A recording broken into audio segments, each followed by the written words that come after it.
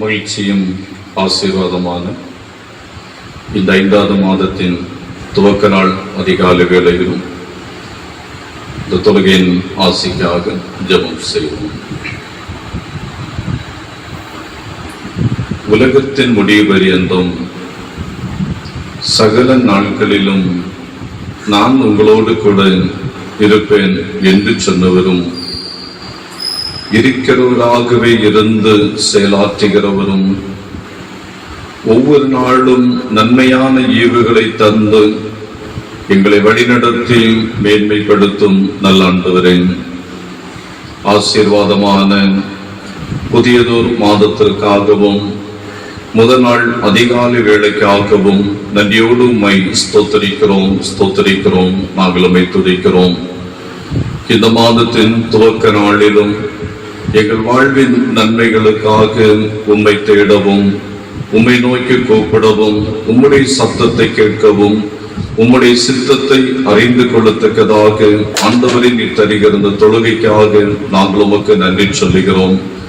இந்த காலை தொழுகையிலும் உம்முடைய மாறாத கிருபையும் உம்முடைய பிரசன்னமும் எங்களை ஆட்கொண்டு நடத்தும்படியாக நாங்கள் செபிக்கிறோம். தொழுகையின் ஒவ்வொரு பகுதிகளையும் பரிசுத்த ஆவியாண்டாமே ஏற்றுக்கொண்டு எல்லா தடைகளையும் கர்த்தர் முற்றிலுமாய் நிர்மூலமாக்கும்படியாக வேண்டுகிறோம். பாடல்களை ஆசீர்வதியும். திருமறை பாடத்தினுடாய் கர்த்தர் எங்களோடு கூட பேசுகிறாக. நாங்கள் கேட்கிற வாக்குத்தத்த வார்த்தைகளுக்காக நன்றி சொல்லுகிறோம். எங்கள் ஆன்மீக வாழ்வுக்கு அதுவும் பயனுள்ளதாக அமையத்தக்கதாக கர்த்தர் கிரியை செய்யப்படி நாங்கள் செபிக்கிறோம். எங்களுடைய ஒப்படைப்புகள் எல்லாவற்றையும் ஆண்டவர் முழுமை ஏற்றுக்கொள்ளும். தொழுகைக்கு இடையூறாகவும் மாம்சத்துக்கு எதிராகவும் சத்துரு எந்த தடைகளை கொண்டு வராதபடி எல்லா தடைகளையும் உம்முடைய நாமத்தினாலே கடிந்து கொள்கிறோம். துவக்க முதல் முடிவரைக்கும் பிரசன்னம் எங்களை ஆளுகை செய்யட்டும். எல்லா துதியும் கனம் மகிமை உமக்கே சொல்லுகிறோம். மீட்பராம் இயேசு கிறிஸ்து வழியாக வேண்டுகிறோம். ஜெபம் கேளும் நல்ல பிதாவே, ஆமென். அமர்வோம். சங்கீதம் 24 1 முதல் முடியுள்ள வசனங்களை நாம் மாறி மாறி படிப்போம். சங்கீதம் 24 1 முதல் முடியுள்ள வசனங்களை மாறி மாறி படிப்போம். பூமியும் அதன் நிறைவும் உலகமும் அதிலுள்ள குடிகளும் கர்த்தருடையது.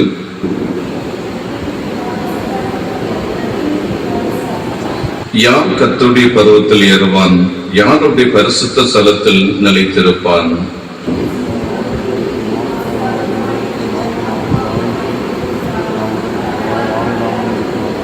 அவன் கர்த்தரால் ஆசீர்வாதத்தையும் தன் ரட்சிப்பின் தேவனால் நீதியையும் பெறுவான்.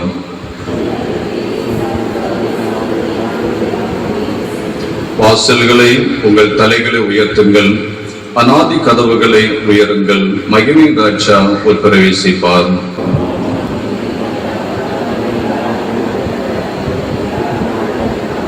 வாசல்களை உங்கள் தலைகளை உயர்த்துங்கள், அநாதி கதவுகளை உயருங்கள், மகிமை ராஜா பிரவேசிப்பார்.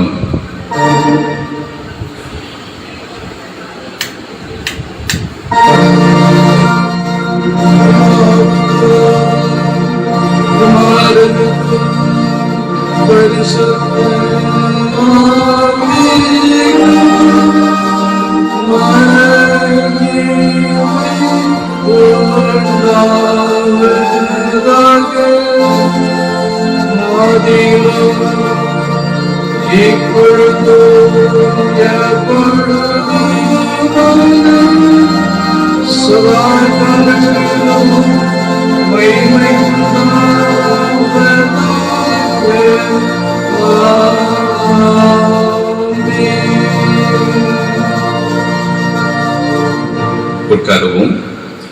திருமறை பாடமாக மத்தேயு நற்செய்தி 20ஆம் அதிகாரம் வசனங்கள் 1 துவங்கி 16 வரை. மத்தேயு நற்செய்தி அதிகாரம் 20 வசனங்கள் 1 துவங்கி 16 வரை படிக்க கேளுங்கள். மத்தேயு 20. பரலோக ராஜ்யம் வீட்டெஜமானாகிய ஒரு மனுஷனுக்கு ஒப்பாயிருக்கிறது. அவன் தன் திராட்சை தோட்டத்துக்கு வேலையாட்களை அமர்த்த அதிகாலையிலே புறப்பட்டான். வேலையாட்களுடன் நாளொன்றுக்கு 1 பணம் கூலி பேசி அவர்களை தன் திராட்சை தோட்டத்துக்கு அனுப்பினான். 3ஆம் மணி வேளையிலும் அவன் புறப்பட்டு போய் கடை தெருவிலே சும்மா இருக்கிற வேறு சிலரை கண்டு, நீங்களும் திராட்சை தோட்டத்துக்கு போங்கள், நியாயமானபடி உங்களுக்கு கூலி கொடுப்பேன் என்றான். அவர்களும் போனார்கள். மறுபடியும் 6ஆம் 9ஆம் மணி வேளையிலும் அவன் போய் அப்படியே செய்தான்.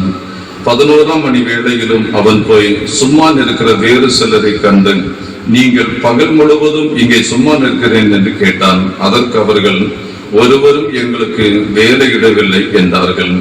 அவன் அவர்களை நோக்கி, நீங்களும் திராட்சை தோட்டத்துக்கு போங்கள், நியாயமானபடி கூலி பெற்றுக் கொள்வீர்கள் என்றான். சாயங்காலத்திலே திராட்சை தோட்டத்துக்கு எஜமான் தன் காரியக்காரனை நோக்கி, நீ வேலையாட்களை அழைத்து முந்தி வந்தவர்கள் தொடங்கி முந்தி வந்தவர்கள் வரைக்கும் அவர்களுக்கு கூலி கொடு என்றான். அப்பொழுது 11ஆம் மணி வேளையில் வேலை அமர்த்தப்பட்டவர்கள் வந்து ஆளுக்கு ஒவ்வொரு பணம் வாங்கினார்கள். முந்தி அமர்த்தப்பட்டல் வந்து தங்களுக்கு அதிக கூலி கிடைக்கும் என்று எண்ணினார்கள். அவர்களும் ஆளுக்கு ஒவ்வொரு பணம் வாங்கினார்கள். வாங்கி கொண்டு வீட்டச்சமானை நோக்கி, பிந்தி வந்தவர்களாகிய இவர்கள் 1 மணி நேரம் மாத்திரம் வேலை செய்தார்கள். பகலின் கஷ்டத்தையும் வெயிலின் உஷ்ணத்தையும் சகித்த எங்களுக்கு இவர்களை சமமாக்கினரே என்று முறுமுறுத்தார்கள். அவர்களில் ஒருவனுக்கு அவன் புரைத்தரமாக, சிநேகிதனே, நான் உனக்கு அநியாயம் செய்யவில்லை, நீ என்னிடத்தில் 1 பணத்துக்கு சம்மதிக்கவில்லையாம், உன்னுடையதை நீ வாங்கி கொண்டு போ, உனக்கு கொடுத்தது போல பிந்தி வந்தவனாகிய இவனுக்கும் கொடுப்பது என்னுடைய இஷ்டம், என்னுடையதை என் இஷ்டப்படி செய்ய எனக்கு அதிகாரம் இல்லையாம், நான் தயாளனாய் இருக்கிறபடியால் நீ வன்கண்ணனாய் இருக்கலாமா என்றான். இவ்விதமாக பிந்தினோர் முந்தினராயும் முந்தினோர் பிந்தினராய் இருப்பார்கள், அழைக்கப்பட்டவர்கள் அநேகர், தெரிந்து கொள்ளப்பட்டவர்களோ சிலர் என்றார் என்பது.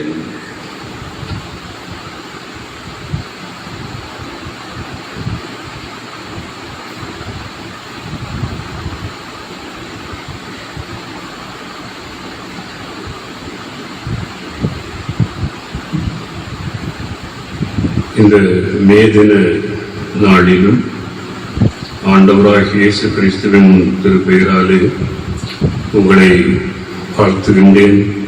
உங்களுக்கு வணக்கங்களை தெரிவித்துக் கொள்ளுகின்றேன். கர்த்தருடைய பரிசுத்த நாமம் மகிமைப்படுவதாக. இன்று இந்த காலை நேரத்திலே நாம் வாசித்த இந்த பகுதிகளிலே 15வது வசனத்தினுடைய 2வது பகுதியை நாம் சிந்தனை வாக்கியமாக நம்முடைய மனதிலே பதிவு செய்து கொள்ளுவோம்.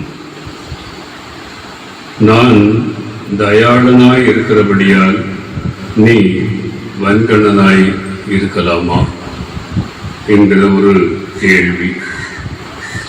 நான் தயாளனாய் இருக்கிறபடியினால் நீ வன்கண்ணனாய் இருக்கலாமா என்பது. இது ஒரு உவமை. ஆண்டவராகிய இயேசு கிறிஸ்து கூறிய ஒரு உவமையாக இருக்கிறது. அநேக உவமைகளை எஜமான், பணியாளர் என்ற வரிசையிலே இயேசுநாதர் சொல்லி இருக்கிறார். அதில் எஜமான் என்று சொல்லப்படுகிறவர் ஆண்டவராகிய இயேசு கிறிஸ்து. பணியாளர்கள் என்று சொல்லப்படுகிறவர்கள் இந்த உலகத்திலே பிறந்திருக்கிற அனைத்து மனிதர்களும். இந்த உலகத்தில் உள்ள அனைத்து மனிதர்களுக்கும் ஆண்டவரே எஜமானாக, முதலாளியாக இருக்கிறார். நாம் அனைவரும் அவருடைய பணியாளர்களாக இருக்கிறோம் என்பது உண்மை. இன்று உலக அளவிலே உழைப்பாளர்கள் தினமாக இருக்கிறது. ஆனால் உலக அளவிலே உழைப்புகள் இன்று பெரும்பாலும் முடங்கி கிடக்கிறதை நாம் மனதார அறிவோம். உழைப்புகள் என்று சொல்லும்போது அது ஒரு சமநிலை முக்கோணத்தை போன்றது. சமநிலை முக்கோணம் என்று சொன்னால் 3 ஒரு மாறாத கோடுகளினுடைய இணைவுகள், 3 மாறாத கோடுகளுடைய இணைவுகளாக இருக்கிறது. அதுபோல உள்ள ஒரு அமைப்பு தான் இந்த தொழிலாளர் எஜமான். இந்த 3 பேருடைய இணைப்பு தான் இந்த தொழில் சார்ந்த அமைப்பாக இருக்கிறது, அல்லது உழைப்பு சார்ந்த ஒரு அமைப்பாக இருக்கிறது. எப்படி அந்த முக்கோணங்களிலே ஒரு கோடு சற்று அளவு மாறினாலும் அது பொருந்தாதோ, அதுபோல இந்த 3லும் ஏதேனும் ஒன்று தடுமாறினாலும் அதனுடைய பலன் சரியாக இருக்காது என்பதுதான் உண்மையான ஒன்றாக இருக்கிறது. நாம் இன்றைக்கு படித்த இந்த பகுதியில் நம்முடைய எஜமான் தயாள குணம் உள்ளவர் என்பதை நாம் இந்த வசனத்திலே படிக்கிறோம். அவர் தயாள குணம் உள்ளவராக இருக்கிறபடியால் அவருடைய பணியாளர்களாகிய நாமும் தயாள குணம் உள்ளவர்களாக இருக்க வேண்டும் என்பதுதான் நாம் கற்றுக்கொள்ள வேண்டிய பாடமாக இருக்கிறது. தயாள குணம் என்று சொல்லும் போது அது எதை அடிப்படையாக கொண்டது? ஒன்று பெருந்தன்மை, பெருந்தன்மையை அடிப்படையாக கொண்டது. பரந்த மனம், பரந்த மனதை அடிப்படையாக கொண்டது. பிறரை பற்றி தெளிவாக அறிந்து செயல்படுதல், அதை அடிப்படையாக கொண்டது. இப்படி பல கோணங்களிலே நாம் இந்த தயாள குணத்தை குறித்து சிந்தனை செய்ய முடியும். ஆனால் நாம் படித்திருக்கிற இந்த உவமையிலே இந்த தயாள குணம் எந்தெந்த வடிவங்களிலே வெளிப்படுத்தப்பட்டது என்பதை நாம் உன்னிப்பாக கவனிக்க முடியும். நம்முடைய எஜமான் 2 விதங்களிலே தன்னுடைய தயாள குணத்தை இந்த உவமையின் வழியாக மறைமுகமாக வெளிக்காட்டுகின்றார். ஒன்று நேரத்தில் தயாளம். நேரம், பணி நேரம் என்பது மிக முக்கியமானது. ஒரு பணியாளர் ஒரு அலுவலகத்திலே காலம் தாழ்த்தி வருகிறார் என்றால் அவருக்கு ஒருவேளை அரை நாள் லீவ் எடுக்க சொல்லுவார், அல்லது பெர்மிஷன் போட சொல்லுவார். இப்படியெல்லாம் இருக்கும்.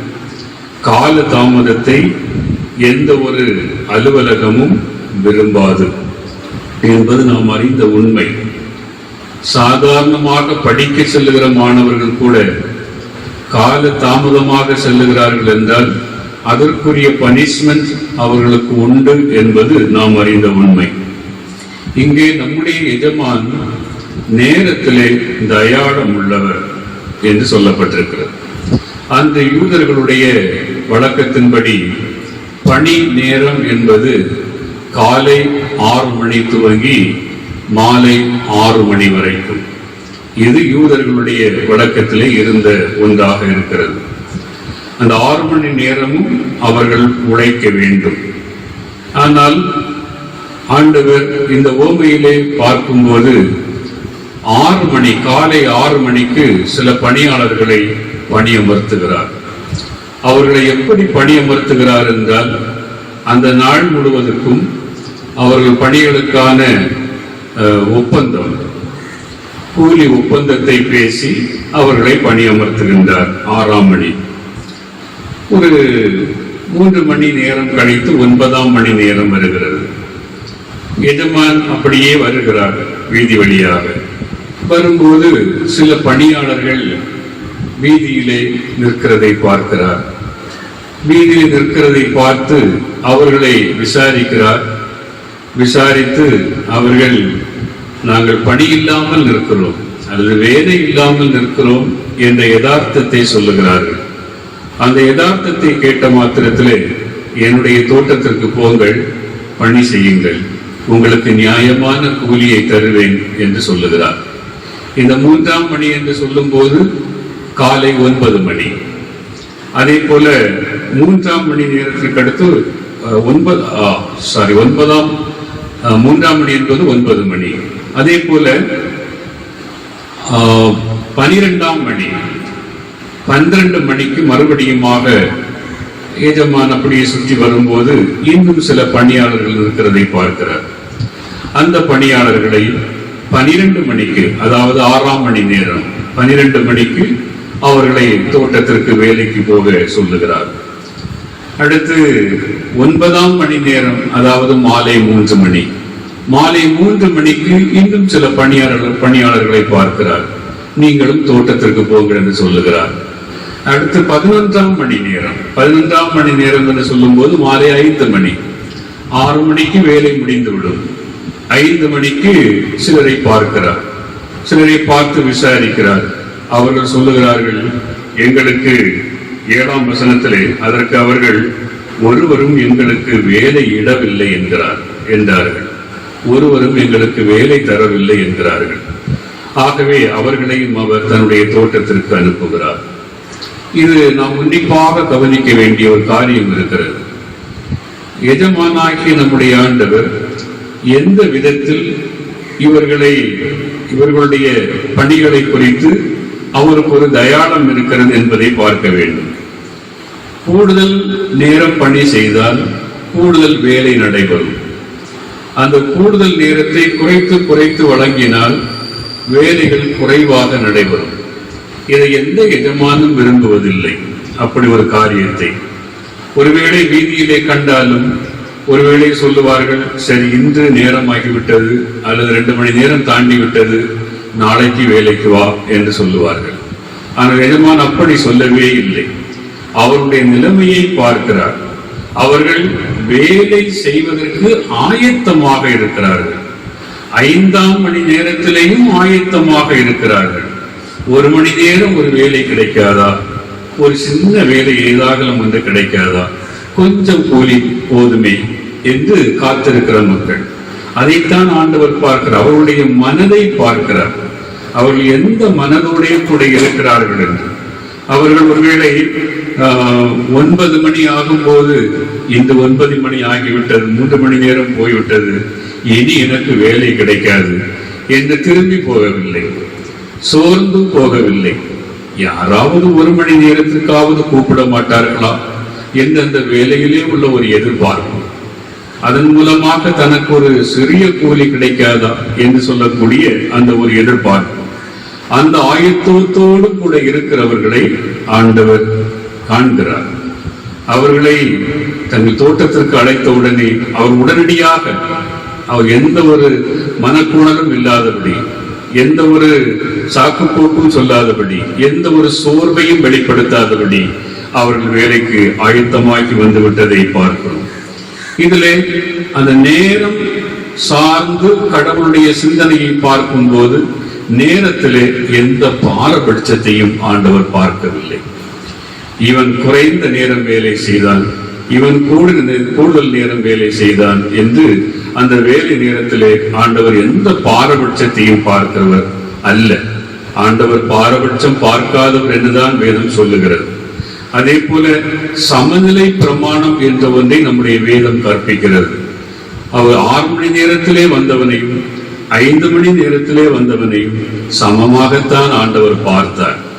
ஏனெனில் இவர்கள் வேலைக்கு ஏற்ற நேரத்திலே வந்தார்கள், சரிதான்.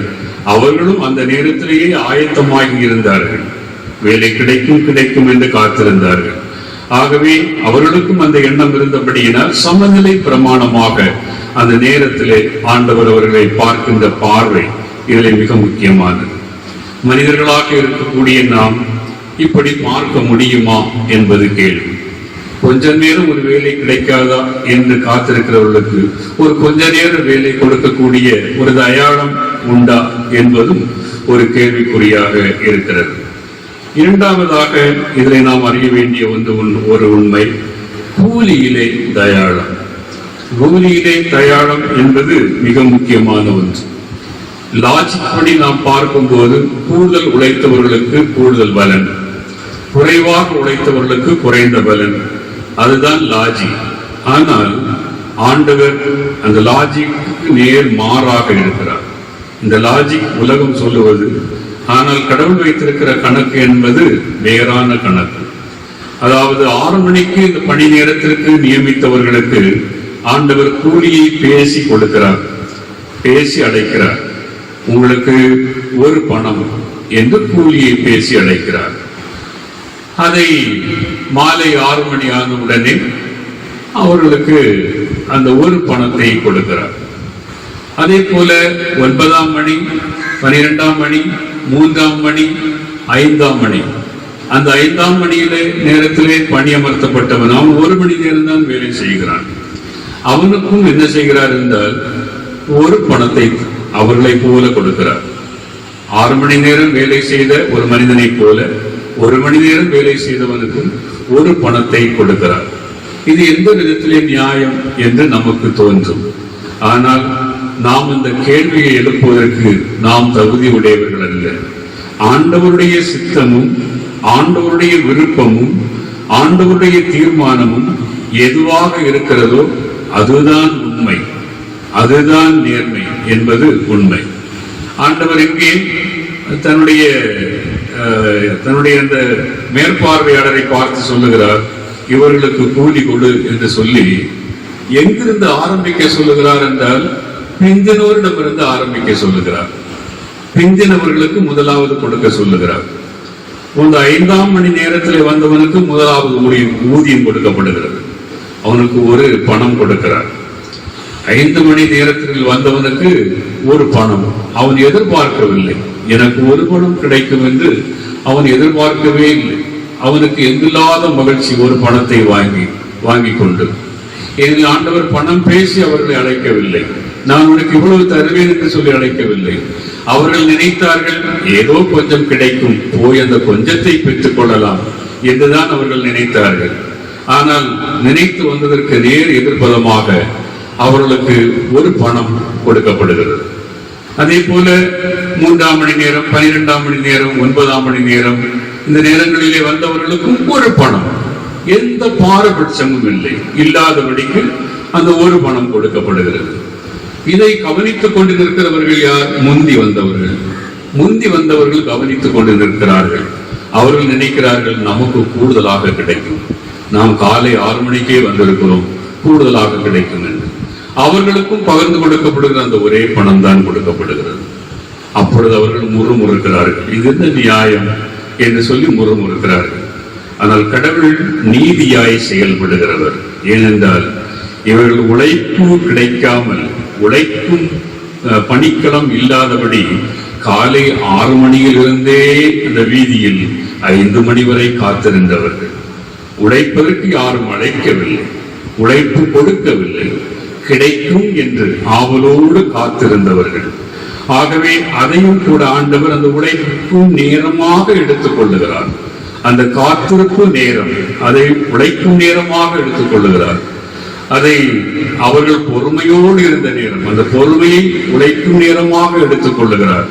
இதுதான் மிக முக்கியமாக இருக்கிறது. ஆண்டவருடைய தீர்ப்பு என்பது மிக முக்கியமானது, மனிதனுடைய தீர்ப்பை போன்றது அல்ல.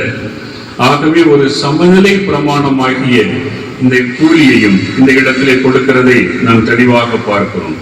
இதிலே ஆண்டவருடைய தயாளத்தை நாம் பார்க்கிறோம். 2லேயும் இதிலே ஒரு ஆன்மீக சிந்தனை இருக்கிறது, அதுதான் மிக முக்கியமானது. இந்த ஓமை எதற்கு கூறுகிறார் என்றால் பரலோக ராஜ்யத்திற்கு ஒப்பிட்டு கூறுகிறார். பரலோக ராஜ்யத்திலே முந்தி ரட்சிக்கப்படுகிறவர்களுக்கும் ஒரே பலன் தான். கடைசி நேரத்தில் ரட்சிக்கப்படுகிறவர்களுக்கும் ஒரே பலன் தான். அந்த ஒரே பலனைத்தான் ஆண்டவர் வைத்தார். பாரபட்சம் பார்ப்பது கிடையாது. இவன் முந்தி ரட்சிக்கப்பட்டவன், ஆகவே இவனுக்கு பரலோக ராஜ்யத்திலே அதிக பலன் என்று இல்லை. பிந்தி ரட்சிக்கப்படுகிறவர்கள், அவர்கள் பிந்தி ரட்சிக்கப்பட்டார்கள் என்று குறைந்த பலன் அவர்களுக்கு இல்லை. ஆகவே தான் பரலோக ராஜ்யத்தை குறித்து சொல்லும் போது வேதபாரகர், பரிசேயர் இவர்கள் எல்லாரும் போதிப்பதற்கு, ஆண்டவருடைய வார்த்தைகளை போதிப்பதற்கு நியமிக்கப்பட்டவர்கள். அப்படி போதிக்கப்படுவதற்கு நியமிக்கப்பட்டவர்கள் அவர்களுக்கு பிந்தின வரிசை தான் கிடைக்கிறது. ஆனால் அதற்கு முன்னே ஆயக்காரரும், வேசிகளும், பாவிகளும் முதலிடம் பெறுகிறார்கள். ஆண்டவருடைய திட்டமும் தீர்மானமும் ஆண்டவருடைய நீதி தீர்ப்பும் அப்படி இருக்கிறது, அவர்களுக்கும் முதலிடம் என்று இருக்கிறது. ஒரு சிலுவை கள்வனை நாம் பார்ப்பதுண்டு. இந்த சிலுவை கள்வன் இந்த கடைசி நேரம் வரையிலும் அவன் ரட்சிக்கப்படவில்லை. அவன் ஆண்டவரை பார்த்து கடைசியாக ஒன்றே ஒன்று கேட்கிறான், ஆண்டவரே உம்முடைய ராஜ்யத்தில் அடியதை நினைத்தருளும் என்று சொல்லி தன்னுடைய மனமாற்றத்தை ஆண்டவரிடத்திலே அறிக்கையிடுகிறான். அவன் கடைசி நேரம் வந்தவன். ஆண்டவர் சொல்லுகிறார், இன்றைக்கே நீ என்னோடு கூட பரதீசில் இருப்பாய் என்று சொல்லுகிறார். ஆகவே பரலோக ராஜ்யம் என்பது அது ஆண்டவருடைய தீர்ப்புக்கு உட்பட்டது. ஆண்டவருடைய சித்தம் எதுவாக இருக்கிறதோ அது அங்கே நிறைவேறும். ஆண்டவர் எப்படி ஒரு மனிதனை முன் வரிசையிலோ எந்த வரிசையிலோ அமைக்க இருக்கிறாரோ அது அவரை பொறுத்ததாக அமைகிறது என்று தெளிவாக இந்த உவமையின் மூலமாக நாம் புரிந்து கொள்ள முடிகிறது. அதற்கென்று ஆண்டவர் ஒரு பணியாளர் உவமையை இந்த பகுதியிலே தெரிவு செய்து கொள்ளுகிறதை நாம் பார்க்கிறோம். கடைசியாக அப்போஸ்தலனாகிய பவுல் வேலைக்காரர்களுக்கும் எஜமானுக்குமாக சில அறிவுரைகளை கூறுகிறார். இந்த அறிவுரைகளை நாம் எங்கே பார்க்க முடியும் என்றால், எபேசியருக்கு எழுதப்பட்ட நிருபம் 6வது அதிகாரம், எபேசியர் 6வது அதிகாரம் 5வது வசனத்திலே பாருங்கள்.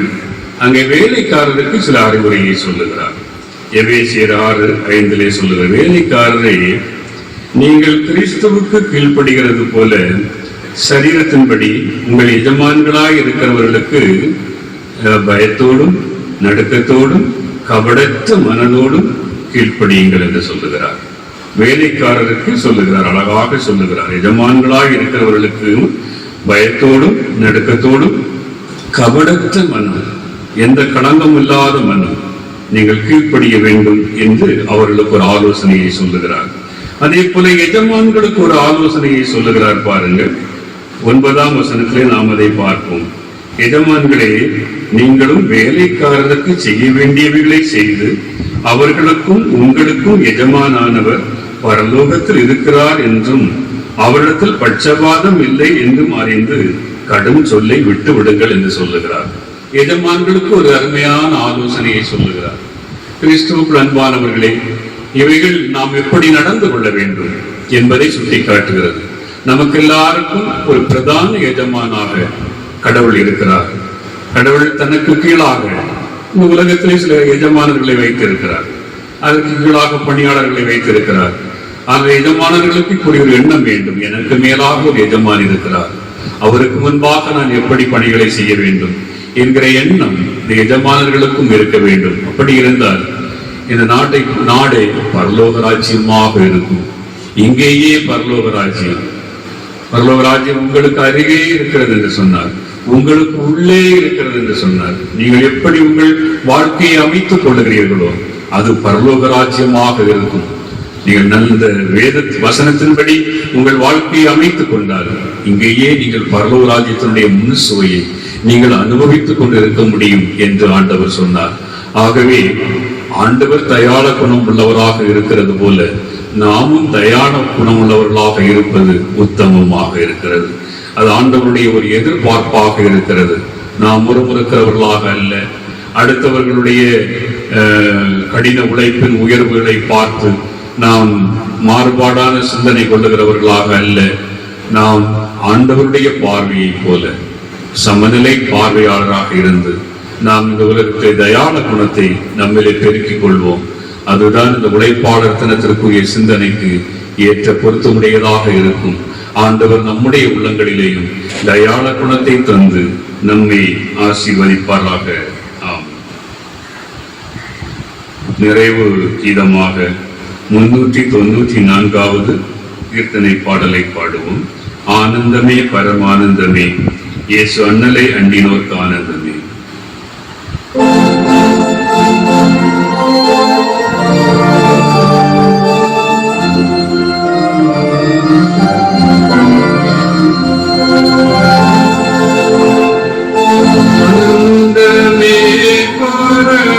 பரமானந்தமே, இயேசு அண்ணலை அண்டினோர்க்கு ஆனந்தமே, இயேசு அண்ணலை அண்டினோர்க்கு ஆனந்தமே.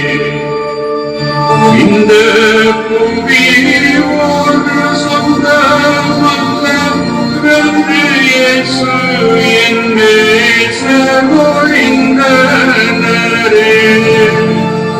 இக்கட்டு துன்பமும் இயேசுவின் துண்டக்கு இங்கேயே பாகாய் கிடைத்திடினும். இக்கட்டு துன்பமும் இயேசுவின் துண்டக்கு இங்கேயே பாகாய் கிடைத்திடினும்.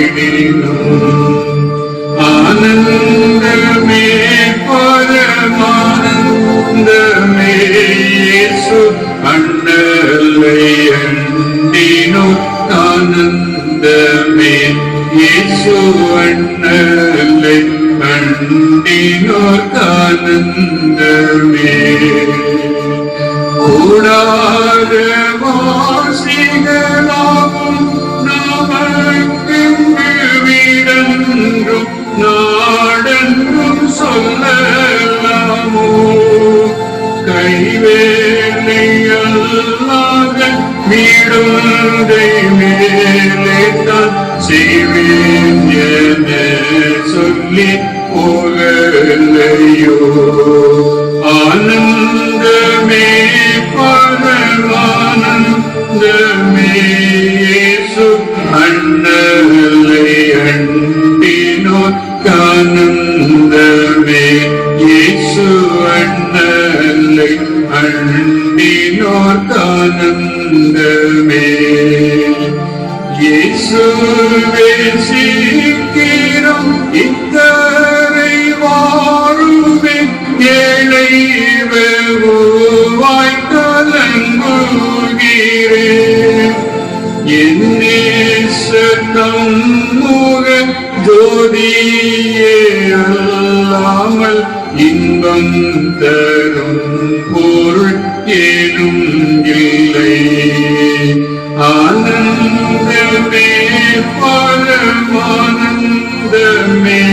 இயேசு அண்ணலை அண்டினோர் ஆனந்தமே இயேசு அண்ணலை அண்டினோர் ஆனந்தமே. ஜெபம் செய்வோம். ஆண்டவரே, இந்த உழைப்பாளர் தினத்திலேயும் உம்முடைய உழைப்பை நாங்கள் திரும்பி பார்க்கிறோம். 6 நாட்கள் நேர்த்தியாய் உழைத்து இந்த உலகத்தையும் நாங்கள் காண்கிறவைகளையும் காணக்கூடாதவைகளையும் படைத்தீர். இது உம்முடைய உழைப்பு. நேர்த்தியாகவும் சிறப்பாகவும் பயந்தரக்கூடியதாகவும் குறை சொல்ல முடியாததாகவும் மனிதனுக்கு எல்லா வளங்களையும் தருகிறவைகளாகவும் படைக்கப்பட்டிருக்கிறதை திரும்பி பார்க்கிறோம். ஆண்டவரே, உமக்கு நன்றி சொல்லுகிறோம். உம்மிலே அன்பு பாராட்டுகிறோம். நீர் படைத்து வைத்திருக்கிற இந்த படைப்புகளை நாங்களும் பயன்படுத்தி பண்படுத்துங்கள், பாதுகாத்துக் கொள்ளுங்கள் என்கிற கட்டளையை நிறைவேற்ற வேண்டியவர்களாக இருக்கிறோம். எங்களுடைய உழைப்புகளை நாங்கள் திரும்பி பார்க்கிறோம். எங்கள் உழைப்புகளிலே ஒரு திருப்தி இருக்கிறதா? ஒரு மகிழ்ச்சி இருக்கிறதா? ஒரு நிறைவு இருக்கிறதா? குற்றங்களையும் குறைவுகளையும் சொல்ல முடியாத அளவிற்கு நாங்கள் இந்த உலகத்திலே உழைக்கிறோமா என்பதையும் நினைத்து பார்க்கிறோம். நாங்கள் கடினமாய் உழைப்பது ஆண்டவருடைய சித்தமாக இருக்கிறது. இதை நாங்கள் புரிந்து கொள்ளும் மனதை எங்களுக்கு தான். உழைப்பிலே நாங்கள் சோம்பேறித்தனமாக இருப்பது உமக்கு பிரியம் அல்ல. உழைப்பிலே நாங்கள் சாக்கு போக்குகளை சொல்லுவது உமக்கு பிரியம் அல்ல. உழைப்பிலே உத்தமமாக உண்மையாக இருக்க ஆண்டவர் நீர் விரும்புகிறீர். நாங்கள் உழைப்பிலே உண்மையாய் இருந்து உம்மை மகிமைப்படுத்தவும் இந்த உலகுக்கு பயனுள்ளவர்களாக விளங்கவும் எங்களை பக்குவப்படுத்தும், எங்களை பண்படுத்தும். அதற்கு என்ன தடைகள் குறைவுகள் இருக்கிறதோ அவைகளை எங்களிலிருந்து ஆண்டவர் அகற்றி அருளும். ஆண்டவரே, நீர் தயாள குணமுள்ளவராக இருக்கிறீர் என்பதை இன்றைய வேத பகுதியில் நாங்கள் கற்றுக்கொண்டோம் சுவாமி. எவ்வளவாய் ஆண்டவர் உழைப்பாளர்கள் மத்தியிலே உம்முடைய தயாள குணத்தை வெளிப்படுத்தினீர் என்பதை நாங்கள் தெளிவாக புரிந்து கொண்டோம். நாங்களும் இந்த உலகத்திலே தயாள குணம் உள்ளவர்களாக வாழ்வதை ஆண்டவர் விரும்புகிறீர்.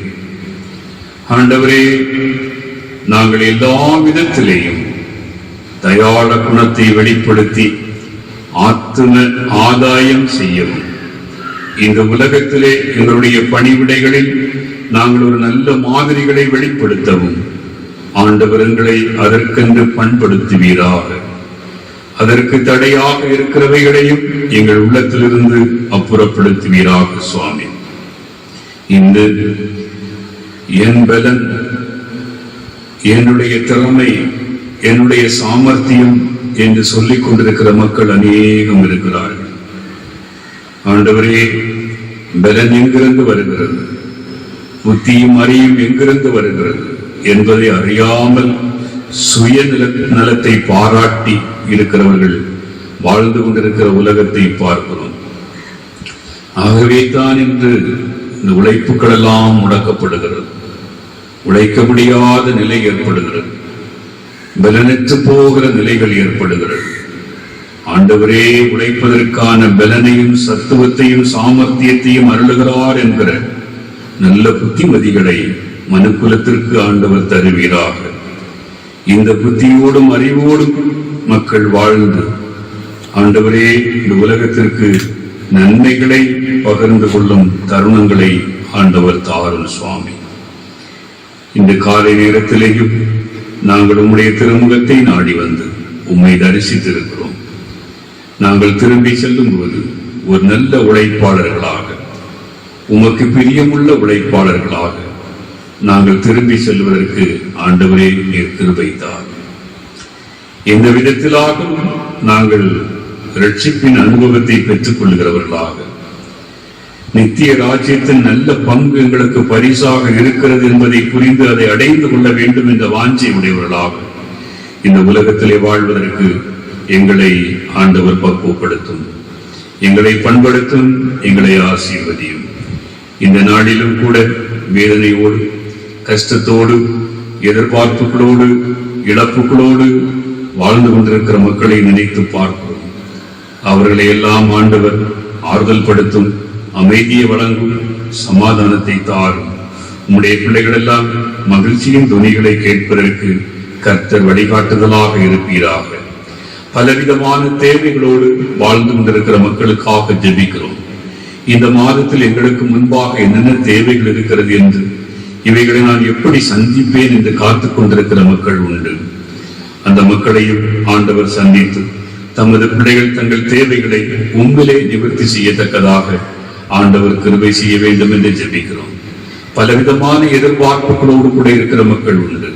எல்லாருடைய எதிர்பார்ப்புகளையும் அறிகிற ஆண்டவர் நலமானவைகளை தமது பிள்ளைகளுக்கென்று தாரும் சுவாமி.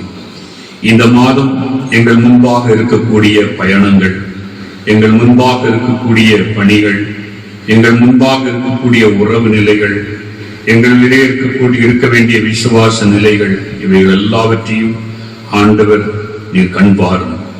நாங்கள் இந்த மாதத்திலே நல்ல முறைமைகளில் எங்கள் பயணங்களை நிறைவு செய்யத்தக்கதாக, நல்ல முறைமைகளில் எங்கள் பணிகளை செய்யத்தக்கதாக, நல்ல முறைமைகளிலே ஆண்டவருக்கு முன்பாக நாங்களும் உம்மிடத்திலே கற்றுக்கொண்ட மாதிரிகளை வெளிப்படுத்துகிறவர்களாக, உம்மிடத்திலே கற்றுக்கொண்ட திருவசனங்களை செயல்படுத்துகிறவர்களாக எங்களை ஆண்டவர் மாற்றி அனுப்பும்.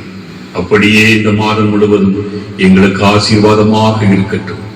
நாங்கள் ஆசீர்வதிக்கப்பட்டவர்களாக இருக்கவும், தயாள குணமுள்ளவர்களாக இந்த உலகத்திலே வாழவும் எங்கள் மேல் கிருபையும் இரக்கமும் ஆயிரும்.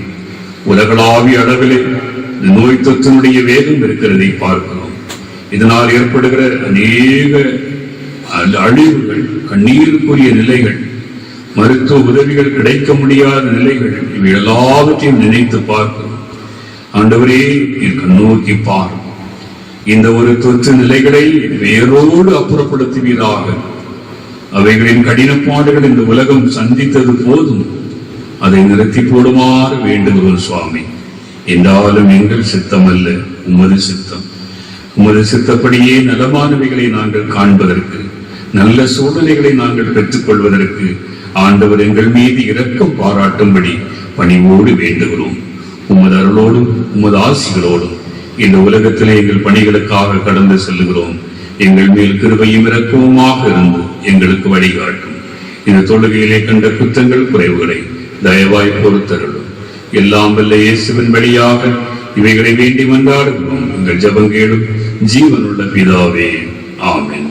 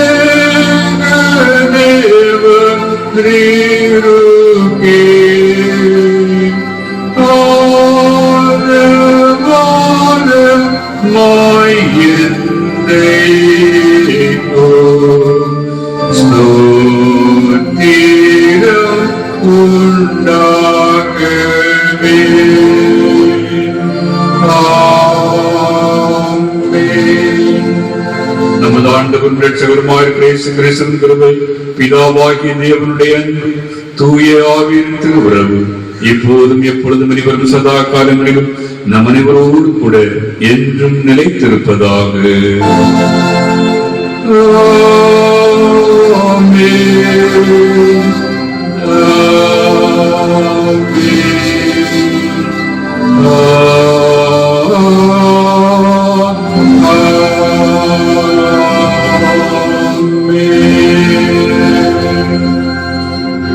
ஆண்டவர் உங்களோடு இருப்பாராக.